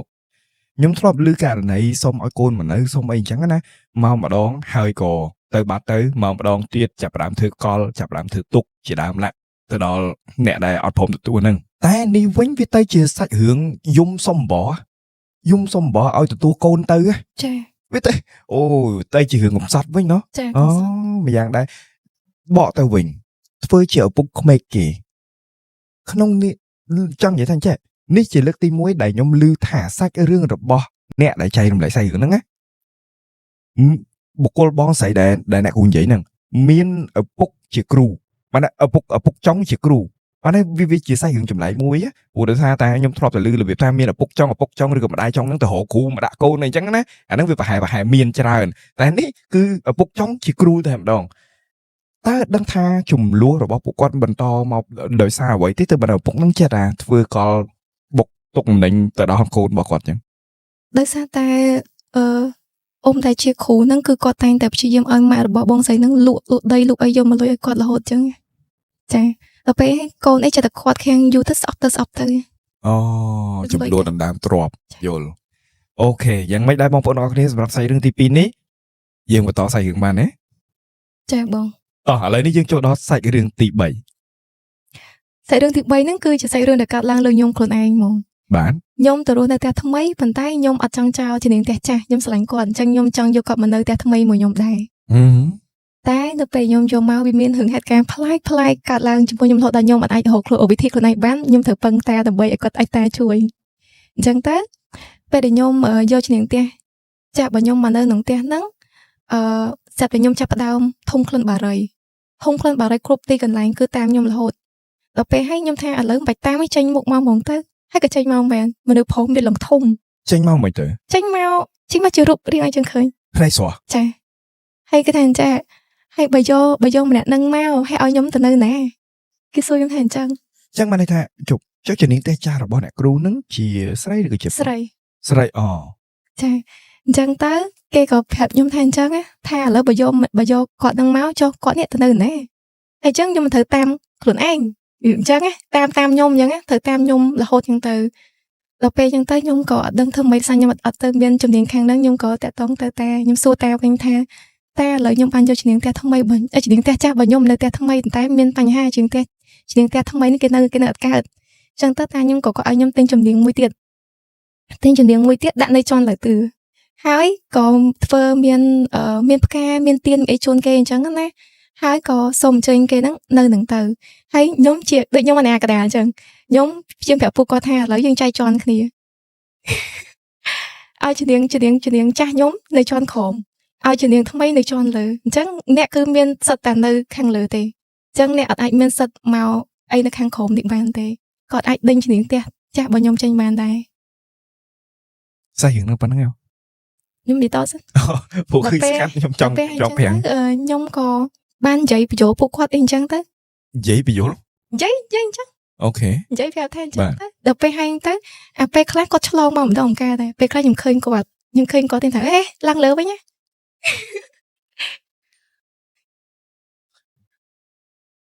ថ្មីជ្រើក season នេះថ្មីទាំងអស់មកវគ្គមួយណាក៏ថ្មីដែរប៉ុន្តែនៅមានតទៀតទេគឺនោះប៉ុណ្ណឹងតែខ្ញុំប្រាប់អញ្ចឹងថាបើសិនជាណាគេដែលគាត់មានកម្រងចង់យកជំនាញផ្ទះចាស់មកនៅជំនាញផ្ទះថ្មីរៀបចំផងកុំឲ្យគាត់ជួបគ្នាចុះតាមកន្លែងគ្នានៅភ្នំមួយមិនមានខ្លាពីចុះមកអាចព្រោះព្រោះខ្ញុំល្បីអ្នកខ្លះនៅក្នុងផ្ទះហ្នឹងមានជំនាញផ្ទះពីរហ្មងមិនមានតែមួយទេតើអាចទៅរួចទេអ្នកគូទោះបីជាមានពីរក៏ជាគូនឹងគ្នាដែរបងមានន័យថាគេមកពីរនាក់ទៅពីរនាក់មិននៅផ្សេងគ្នាទេឧបមាថាដូចលោកតាចាស់ជាមួយនឹងដូនចាស់អីអញ្ចឹងណាគ្នាគាត់អញ្ចឹងគាត់នៅមួយគ្នាគេមកមួយគ្នាតាំងពីដើមមកបាទចាតែបើអ្នកម្នាក់ឯងតែម្នាក់ឯងទេថ្មីណាថ្មីក្នុងលក្ខខណ្ឌមួយដែលគួរនិយាយថាអ្នកចុះពេលដែលអ្នកគ្រូយកជំនាញផ្ទះចាស់ទៅហ្នឹងតើមានធ្វើកាច់អីទេធ្វើតែធ្វើអូខេចង់សំណួរសួរថានៅពេលដែលចុះជំនាញផ្ទះថ្មីនៅពេលណាគ្រាន់រាល់ដងហ្នឹងថ្មីហ្នឹងគេនៅនឹងស្រាប់ហ្មងម្ចាស់ដីហ្មងឬក៏មិនចាគឺធ្វើផ្ទះឲ្យគឺមានម្នាក់ហ្នឹងគេនៅចាំវិតំបន់របស់គេអញ្ចឹងហើយខ្ញុំយកអ្នកតំបន់ផ្សេងទៅនៅផ្ទះនោះអញ្ចឹងខ្ញុំស្មានតែចេះតលតែអានេះខ្ញុំតែងតែយល់ឃើញរហូតណានៅពេលដែលផ្ទះមួយដែលសាងសង់ហើយអត់ទាន់មានអីវ៉ាន់យើងអត់ទាន់ចូលនៅទេវាជាសម្បកអញ្ចឹងក្នុងករណីនេះហើយមិនទាន់មានអ្នកថែរក្សាទេនេះជាការយកឃើញរបស់ខ្ញុំណាអាចមានពពួកខ្មោចព្រាយអញ្ចឹងឃើញផ្ទះនឹងតំណងឬក៏អត់មានមនុស្សនៅអញ្ចឹងចូលទៅនៅសិនប៉ុន្តែនៅពេលដែលយើងធ្វើកាច់តាមរយៈបែបផែនព្រះពុទ្ធសាសនាអីហើយអញ្ចឹងណាអញ្ចឹងក្នុងករណីហ្នឹងហើយយើងក៏ដាក់ជំនាញផ្ទះនៅក្នុងផ្ទះហ្នឹងពេលនោះហើយដែលយើងឧទាហរណ៍ថាប្រសិទ្ធិទៅលើរូបមួយហ្នឹងឲ្យប្រតិស្ថាននៅលើរូបមួយហ្នឹងឲ្យមានវិញ្ញាណក្នុងនាមជាជំនាញផ្ទះមកថែរក្សាទៅបានមានទេវតាមកចាត់តាំងទៅលើរូបមួយហ្នឹងថាណាគេមកយាមផ្ទះហ្នឹងអញ្ចឹងណានេះជាការយល់ឃើញរបស់ខ្ញុំកន្លងមកមិនមែនអញ្ចឹងទេឬក៏មិនដោយសារតែបងខ្ញុំយកឲ្យបងសិនផ្ទះថ្មីរបស់ខ្ញុំហ្នឹងគឺពីមុនគឺជាផ្ទះចាស់របស់គេមានថាហ្នឹងគឺជាតំបន់ដែលរស់នៅស្រាប់ហើយគាត់ខ្ញុំទៅទិញហ្នឹងវាយចោលធ្វើផ្ទះថ្មីអញ្ចឹងយល់ហើយអ្នកគ្រូអត់បញ្ជាក់អញ្ចឹងអ្នកគ្រូអត់បញ្ជាក់អញ្ចឹងខ្ញុំចាប់ប្រើបែបហើយធ្វើមិនមានជំនាញផ្ទះតែគេនៅនឹងស្រាប់ហើយអូខេយ៉ាងម៉េចដែរបងប្អូនអរគ្នាថ្មីអត់បងប្អូននិយាយទៅ season មួយនេះមួយ episode មួយណាក៏ថ្មីសម្រាប់ខ្ញុំដែរគឺមានរឿងថ្មីរហូតដោយអ្នកគ្រូជំនាញផ្ទះឆ្លោះគ្នាអត់ដឹងថានៅកន្លែងណាអញ្ចឹងមានតែចែកជាន់គ្នាចង់ចោះមកក្រោមអត់ឯឡើងទៅលើវិញវាទៅរឿងថ្មីមួយទៀតវាថ្មីជ្រើងហ្មងអញ្ចឹងតលរងថ្ងៃនេះគឺនៅសុកចាដល់ពេលនៅសុកមួយគ្នាឯងបងទឹកទន្លេអត់ពៀនទាំងដូងទេមើលកាន់ការពីងខ្លួនទៅចាយ៉ាងដែរអស្ចារ្យមែនតើមានសាច់រឿងបន្ទាប់ក្នុងការចែករំលែកទេបងបាទសាច់រឿងនេះរៀងប្លែកដែរខ្ញុំចាប់ដើមដែលខ្ញុំនិយាយអំពីសាច់រឿងជុំហ្មងខ្ញុំចូលទៅបរៀននៅក្នុងផ្ទះមួយហើយយកពេល7ថ្ងៃគឺខ្ញុំឃើញអីរហូតឃើញអីនៅក្នុងផ្ទះហ្នឹងឃើញតាម្នាក់រាល់ថ្ងៃហើយផ្ទះហ្នឹងមានតាទេប៉ុន្តែខ្ញុំឃើញតានៅរហងៃដល់7ថ្ងៃហើយខ្ញុំប្រាប់គាត់ថាចាខ្ញុំមកបរៀនទេខ្ញុំអត់មានមកក្នុងបំណងអីទេនៅពេលដែលអ្នកគ្រូឃើញបែបផែនណាឃើញបែបផែនជាមនុស្សចាស់ប្រុសម្នាក់ហើយឈរមើលខ្ញុំរហូតមិនស្លេកមុខអីទេស្លេកអូខេមានជើងត្រឹមកជើងអីអត់ទេ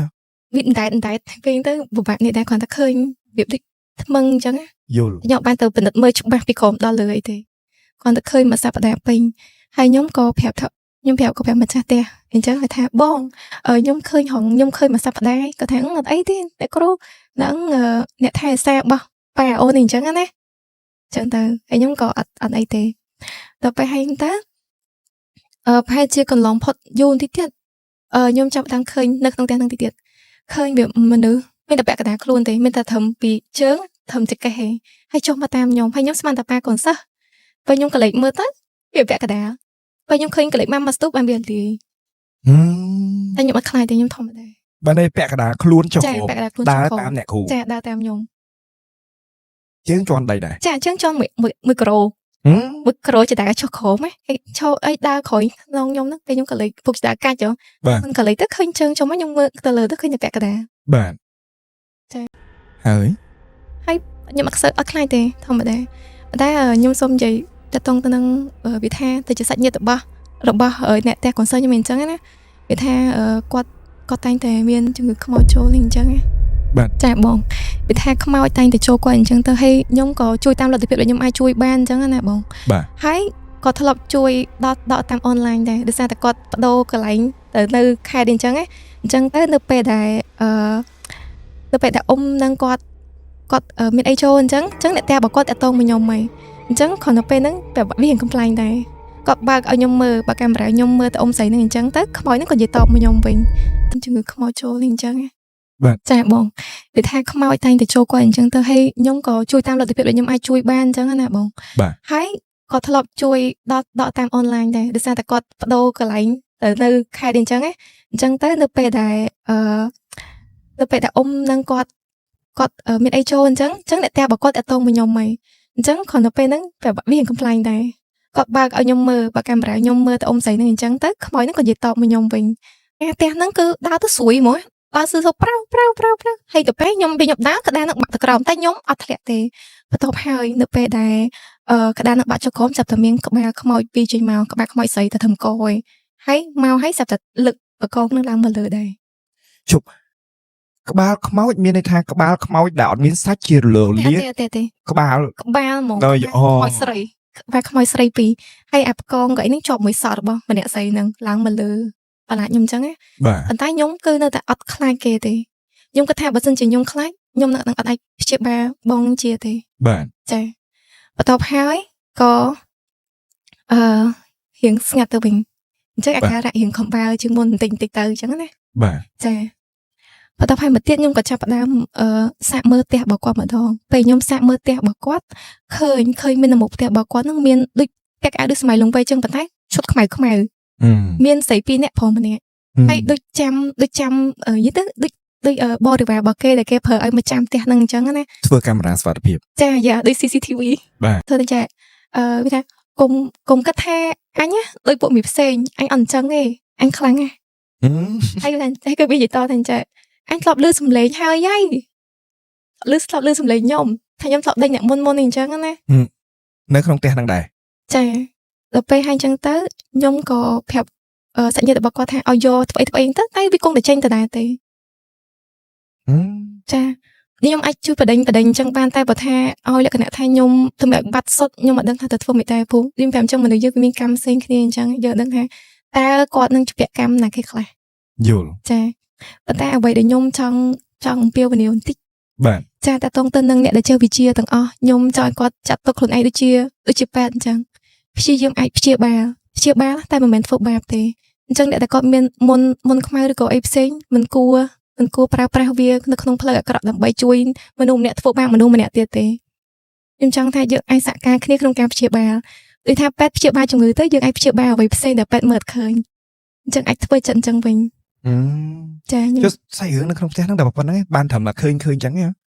យាយទៅគឺចូលអ៊ំនឹងរហូតអញ្ចឹងហើយពេលចូលម្ដងដេញម្ដងចូលម្ដងដេញម្ដងតែចូលហ្នឹងគឺបកកផ្សេងគ្នាទាំងអស់មានស្រីមានប្រុសច្រើនហើយចាតែគាត់តាមអនឡាញក៏អាចដំណើរការបាន អូចុះសាច់រឿងហ្នឹងប៉ុណ្្នឹងហ៎ ចាបង សាច់រឿងរបស់អ្នកគ្រូខ្លីៗខ្លីយកតែមែនតើហ្មងអូអញ្ចឹងមានន័យថាអ្នកទាំងឡាយដែលបានចូលទៅលើអ៊ំម្នាក់ហ្នឹងសិតតែជាបុគ្គលដែលប្រហែលជាឈរនៅចិត្តហ្នឹង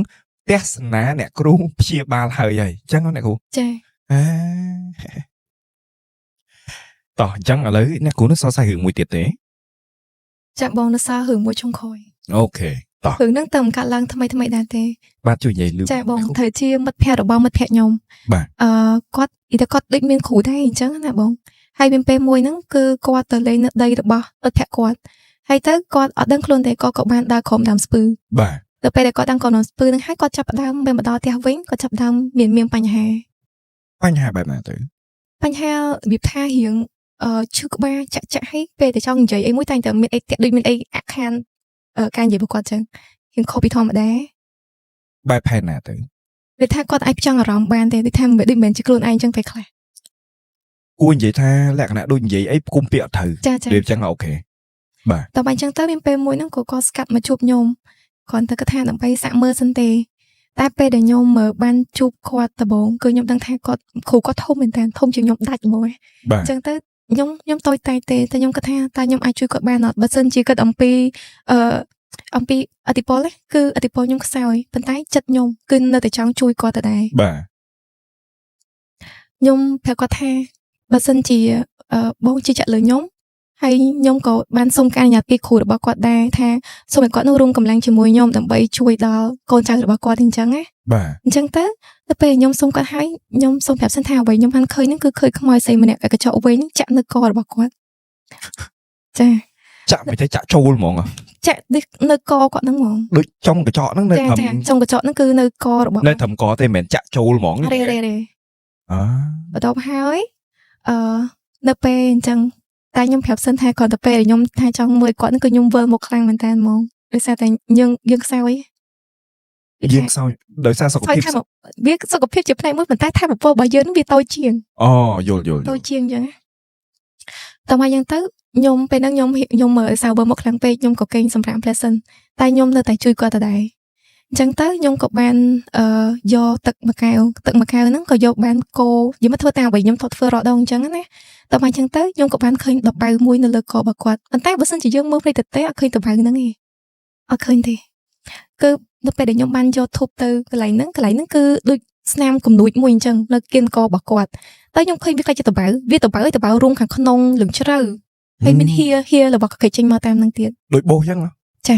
អូខេ តែគាត់ថាវាមានមុខធំលក្ខណៈប៉ោងអីហ្នឹងវាថាដូចដបៅរួមមួយអញ្ចឹងណាហើយខ្ញុំក៏បានប្រើ ជាតបៅលក្ខណៈស្វាស្បែកឬក៏ជាតបៅអភិនិហាគួរនិយាយចេះវិញ ដបៅអភិនិហា អូខេ បើមើលតាមក្រៅគឺធម្មតាគឺមិនដឹងទេថាវាជាអីទេតែខ្ញុំក៏បានព្យាយាមសម្អាតនៅក្នុងកន្លែងហ្នឹងយករបស់ទាំងអស់ហ្នឹងចេញមកពីរូងកន្លែងហ្នឹងវិញ បាទ ចា តែរបស់អស់ហ្នឹងជារបស់អីដែរ របស់ហ្នឹងវារបៀបដូចទឹកខ្ទុះរបស់តែស្អុយក៏គ្រប់អីអញ្ចឹងវាអត់មិនល្អ ខកកើតដោយសារអ្វីដែរ អាហ្នឹងក៏កើតទីមិនចេះបើយើងគិតទៅថាវារួមផ្សំគ្នាទោះបីជាពេលខ្លះយើងមានគ្រូមានអីក៏ដោយប៉ុន្តែវាគង់តែមានផ្លាត់អីមួយអញ្ចឹងណាដែលយើងអត់ដែលមើលឃើញទេរបស់ហ្នឹងបងវាតូចទេដល់ពេលយើងទុកយូរទៅវាស៊ីកាន់តែយូរស៊ីកាន់តែរួមក្នុងទៅអញ្ចឹងតែមុខតូចប៉ុន្តែតបៅហ្នឹងរួមក្នុង អូបើឧទាហរណ៍ស្រួលដូចលៀបបោសតុងអញ្ចឹងណា ចា អូបាទ អញ្ចឹងទៅហើយ អូខេសំណួរបន្តទៀតតើតបៅនោះជាតបៅកាន់ឆ្នាំឬក៏តបៅរយៈពេលខ្លី អត់ទេបងតបៅរយៈពេលខ្លីនៅពេលខ្ញុំបានជួបគាត់ហ្នឹង បាទ ចាហើយខ្ញុំក៏បានចាអសរនៅលើខ្នងរបស់គាត់ចាដើម្បីជួយយកគេថាថាអំពើអវិជ្ជមានអញ្ចឹងណានិយាយអញ្ចឹងឲ្យវាចេញមកឲ្យគាត់ស្រាខ្លួនស្រួលខ្លួនវិញអញ្ចឹង បាទ ចាហើយទឹកចិត្តរបស់ខ្ញុំវាថាអ្វីខ្ញុំជួយគាត់ខ្ញុំអត់បានផ្ដោតទៅលើអីខ្ញុំក៏តែមួយគាត់គឺចង់ឲ្យគាត់ជា បាទ ចាហើយខ្ញុំក៏ប្រាប់គាត់ថាអញ្ចឹងរយៈពេល7ថ្ងៃខ្ញុំសុំឲ្យបងឲ្យខ្ញុំមើលបងសិនទៅ បាទ បើ7ថ្ងៃតែ7ថ្ងៃហ្នឹងគឺពីចម្ងាយឯងខ្ញុំអត់បានជួបគាត់ផ្ទាល់ទៀតទេជួបគាត់បានតែម្ដងហ្នឹងគាត់ បាទ ចាហើយខ្ញុំនិយាយអំពីអាហ្នឹងដែលខ្ញុំអត់ដែរនិយាយទេថា7ថ្ងៃហ្នឹងខ្ញុំនឹងមិនដែរ បាទ អញ្ចឹងមេថាបើសិនជាបងនឹងកើតអីខ្ញុំក៏អញ្ចឹងដូចគ្នាដែរ7ថ្ងៃពេញហ្នឹងគឺនៅពេលដែលគាត់មានអារម្មណ៍ថាអីចាក់លើក្បាលរបស់គាត់គឺដូចគ្នាមានអីចាក់លើក្បាលរបស់ខ្ញុំដូចគ្នាហើយក្បាលរបស់ខ្ញុំរយៈពេលមួយថ្ងៃហ្នឹងគឺវាឡើងលក្ខណៈថាដូចវាត្រូវរបស់ធ្ងន់អញ្ចឹងហើយពេលយើងប៉ះទៅស្កល់ទៅវាទន់នៅលើក្បាលហ្នឹងចា អាចបែងចែកថាជាអ្វីទេ អត់អាចបែងចែកថាជាអីទេគឺខ្ញុំអត់មានត្រូវវិញពីភាពធម្មតាគឺខ្ញុំអត់មានទៅដើរប៉ះអីទេប៉ុន្តែគឺខ្ញុំខ្សោយកម្លាំងមែនតើខ្សោយកម្លាំងហើយគឺក្បាលរបស់ខ្ញុំហ្នឹងដូចខ្ញុំចាំចិត្តដូចត្រូវរបស់ធ្ងន់ប៉ះពីលើរហូតអញ្ចឹងណា បាទ ហើយអញ្ចឹងទៅហើយកំឡុងពេលដែលខ្ញុំព្យាបាលកបរានក៏ខ្ញុំឆ្លៀតទៅព្រៀននៅខាងក្រៅតិចដែរស្រាប់ពេលហ្នឹងគេហៅខ្ញុំទៅព្រៀន ពេលខ្ញុំទៅខ្ញុំចាប់ផ្ដើមមានជាតាមផ្លូវសារមានអារម្មណ៍ថាមានអីចាក់ក្បាយដូចមកចូលចាក់ក្បាយអញ្ចឹងណាដល់ពេលខ្ញុំកំពុងតែការអាការៈហ្នឹងខ្ញុំក៏បានមើលសារក៏ផ្ញើសារមកខ្ញុំទៅគាត់ថាលើក៏កំពុងតែមានអាការៈចាក់នៅក្បាលនេះអញ្ចឹងណាចាដូចគ្នាហើយរយៈពេល7ថ្ងៃហ្នឹងមួយថ្ងៃហ្នឹងគឺខ្ញុំតែងតែធ្វើពិធីជូនគាត់ពីចម្ងាយទៅទោះបីជាយើងប្រាប់គាត់ក៏បានប្រាប់គាត់ក៏បានដែរប៉ុន្តែតាមពិតមិនមែនតែគាត់ទេអ្នកដែលខ្ញុំធ្លាប់ជួយទាំងអស់គឺខ្ញុំសុទ្ធតែលះបង់ខ្លួនឯងដូចគ្នាដែរមេថាពេលខ្លះយើងឃើញថាអូភាពជាវាងាយស្រួលណាស់ប៉ុន្តែសូថាអ្នកព្យាបាលយើងហ្នឹងប្រើវិធីមិនឬក៏ខ្លួនឯងនឹងមិនខ្លះចាអញ្ចឹងខ្ញុំតែងតែជួយគាត់ពីចម្ងាយអញ្ចឹងរាល់ថ្ងៃលោដល់ឲ្យខ្ញុំតែងតែសួរសុខទុក្ខគាត់អូបងមិនអីបានប្រសើរជាងមុនអត់អីអញ្ចឹងបើសិនជាមានអីដែលយើងដឹងពីស្ថានភាពរបស់អ្នកជំងឺរបស់យើងអញ្ចឹងដើម្បីយើងថាតើយើងគាត់ទៅដាក់អីបន្ថែមឧទាហរណ៍ដូចជាថ្នាំអញ្ចឹងបាទចាតើតោងទៅនឹងការព្យាបាលជំងឺនឹងដែរគឺខ្ញុំឲ្យគាត់មានដំណំគឺអត់អាចញ៉ាំបកាកពឹសហើយនឹងបកងបានទេប៉ុន្តែថ្ងៃទី5ហ្នឹងស្រាប់តែគាត់ច្រឡំញ៉ាំបកងនៅពេលដែលយប់ហ្នឹង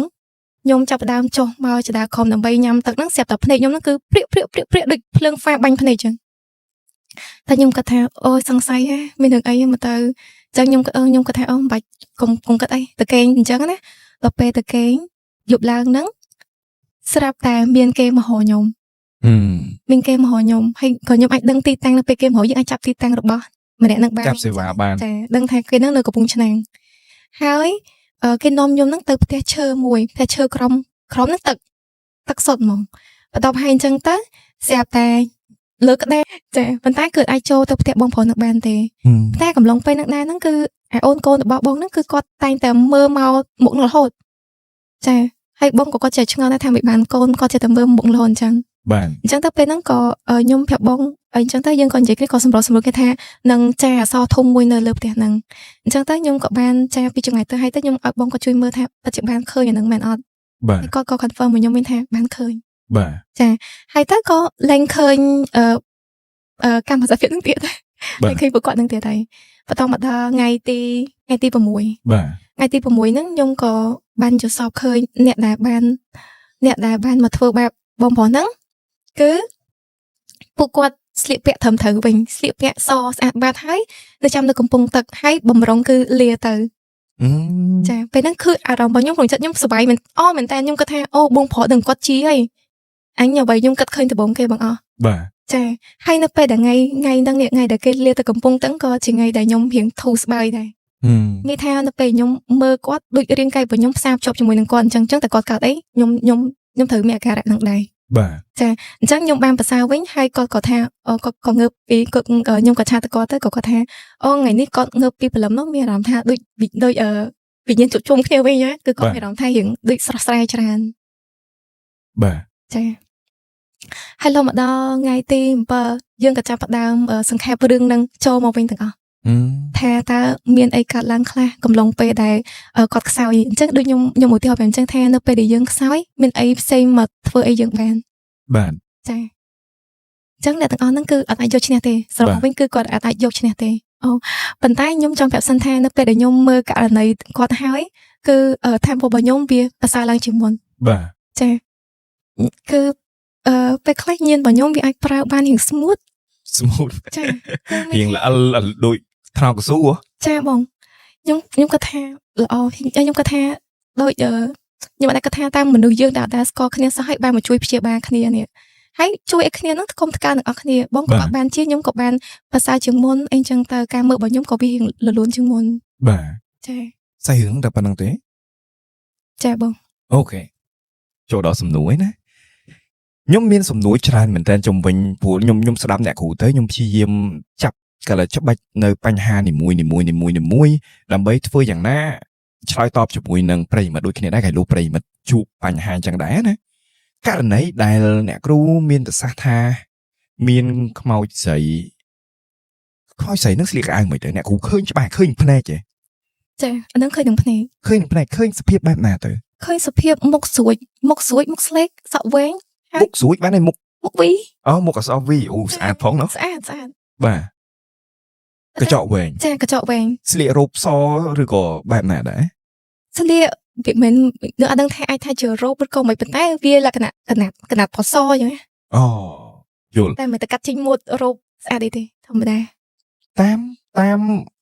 អ្នកដែលអ្នកគ្រូជួយហ្នឹងតាមវិធីណាដែរបើសិនជាអ្នកគ្រូបានបញ្ជាក់ថាគ្រូម្នាក់ហ្នឹងហុំតើតាមវិធីណាដែរ តាមនៅពេលដែលគាត់ចាប់ផ្ដើមដើរក្រុមនឹងហើយ ដើម គឺ ស្ ថា ពឺ ដើមស្ពឺជាដំណំរបស់គ្រូគាត់អញ្ចឹង បាទ ចាអញ្ចឹងនៅពេលដែលគាត់បានខកដំណំនឹងហើយគាត់ចាប់ផ្ដើមមានបញ្ហាហើយពេលហ្នឹង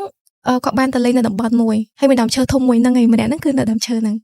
អញ្ចឹងបានន័យថាម្នាក់ហ្នឹងបានឃើញថាអូមាន កាសល្អ ឱកាសល្អហើយអញ្ចឹងតាមយកតែម្ដង ចា អូចម្លែកត្រង់មួយទៀតត្រង់ចំណុចថាអ្នកគ្រូបានឃើញប្រភេទអ្នកក្បិនខ្មៅអញ្ចឹងណាអ្នកគ្រូតែជំនាន់លងវែកត្រូវទេ ចា ហ្នឹងហើយនៅឈរពីមុខតើចំនួនប្រមាណដែរឬក៏តែម្នាក់ពីរនាក់ទេ 3នាក់បង 3នាក់ ចា ចម្លែកត្រង់នេះចេះហេតុអ្វីទើបបានមានគ្រូនៅកំពង់ឆ្នាំងណាមកប៉ះជាមួយនឹងគាត់ដូចគ្នាគាត់ពីមុនមកគាត់ចូលចិត្តប៉ះសាកល្បងជាមួយគេឬក៏បែបណាដែរ ខ្ញុំគិតថាអត់ទេដោយសារតែមានបំណងទេមានអ្នកផ្សេងតែមានបំណងថានៅកំឡុងពេលដែលគាត់ខ្សោយនេះហើយចង់ធ្វើបែបបន្ថែម មានន័យថា មានន័យថាមានឧទាហរណ៍ថាឧទាហរណ៍ បាទ ឧទាហរណ៍ថាមនុស្សយើងឧទាហរណ៍ខ្ញុំចាប់ដើមខ្សោយអញ្ចឹងបើឯងមិនមានការពេញចិត្តនឹងខ្ញុំយូរហើយតែដល់ពេលខ្ញុំចាប់ដើមខ្សោយអញ្ចឹងបើឯងមិនធ្វើបន្ថែមលើខ្ញុំហ្មងទៅខ្ចីដៃអ្នកផ្សេងដើម្បីចាត់ទុកថាបងឯងនឹងកាត់ដែលកាត់ឡើងមិនមែនមកពីគ្រូទេតែមកពីរឿងផ្សេង អូអញ្ចឹងបានន័យថាអ្វីដែលអ្នកគ្រូមានប្រសាសន៍បានន័យថាអ្នកដែលធ្វើទៅបុគ្គលម្នាក់ហ្នឹងគឺអ្នកដែលនៅចិត្តខ្លួនម្នាក់ហ្នឹងទេ ចា ឃើញថាដោយឱកាសល្អក៏ជាឱកាសមួយហ្នឹងធ្វើបដ ாய் ទៅ ចា អូអញ្ចឹងទេអ្វីដែលសួរមួយទៀតត្រង់ថាអញ្ចឹងអ្នកគ្រូខ្ញុំឮច្រើនមែនតើតាក់ទងជាមួយនឹងដើមស្ពឺដើមឃ្លោកផ្លែស្ពឺផ្លែឃ្លោកឡាក់ហ្នឹងឡាក់អញ្ចឹងបើសិនជាគេថាអញ្ចឹងបើសិនជាបុគ្គលម្នាក់ហ្នឹងដើរកាត់ដើមស្ពឺឬក៏ញ៉ាំផ្លែស្ពឺឬឃ្លោកអីចឹងណានោះនឹងសាបហើយក្នុងករណីរបស់ម្ចាស់សាច់រឿងនេះគាត់ដើរកាត់ពីក្រោមដើមស្ពឺគួរណាដែលសាបមានន័យថាគួរណាដែលអមនុស្សដែលឈរធ្វើជាកាមេរ៉ាសុវត្ថិភាពហ្នឹងគេឈរនៅក្នុងបានលុះត្រាតែចូលផ្ទះអត់បានទៅគេឈរនៅក្នុងបើចូលផ្ទះបានគេឈរចូលហើយគេមិនដែលធ្វើកាមេរ៉ាសុវត្ថិភាពទេត្រូវណាគ្រូ ចា ហេតុអ្វីមិនអាចចូលបាន ខ្ញុំសូមបញ្ជាក់សិនដោយសារតែទោះបីជាបងប្រុសនឹងក៏មានបញ្ហានឹងមែនប៉ុន្តែគ្រូរបស់គាត់ក៏បានរត់ចោលគាត់ទេគាត់តែមិនជួយតែបានរត់ចោលទេនៅនឹងអញ្ចឹងពួកនៅខាងក្រៅនេះវាហ៊ានចូលដោយសារតែឃើញគាត់នៅក្នុងហ្នឹងចា ហេតុអ្វីបានមិនជួយ ខ្ញុំអ្នកគ្រូឆ្លើយក្នុងលក្ខខណ្ឌមួយដែលថាឲ្យខ្ញុំ open question ណា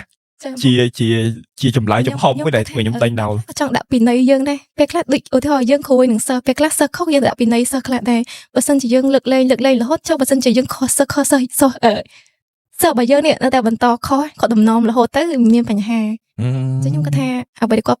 នៅទុកជាមេរៀនដល់គាត់ទេ អូស្អីរឿងនឹងអញ្ចឹងតែមកកលៈទៀតក៏គួរឲ្យចម្លែកដែរត្រង់ថាធម្មតានៅពេលដែលគ្រូអាគមមួយឬក៏គ្រូខាងផ្នែកធ្វើពើវិជាពលឹងទាំងអស់ហ្នឹងមកធ្វើទុកបុកម្នេញទៅលើបុគ្គលណាមួយត្រូវឯងចូលតែអត់បានឈរនៅហ្នឹងឯងត្រូវឯងបើសិនជាសង្គ្រាមមួយនេះបរាជ័យអានេះតាមខ្ញុំដឹងឯណាគួរណាពលឹងហ្នឹងវិលត្រឡប់ទៅកាន់គ្រូវិញនៅទៅហមចាស់វិញប៉ុន្តែចម្លែកត្រង់ថាហេតុអ្វីបានអ្នកគ្រូយល់សពឃើញគេស្លៀកអាវស្អាតបាតនៅកំពង់ទឹកវាហាក់ដូចជាបនៅលើកំពង់ទឹកណាអានេះតាមខ្ញុំដឹងឯណាវាហាក់ដូចជា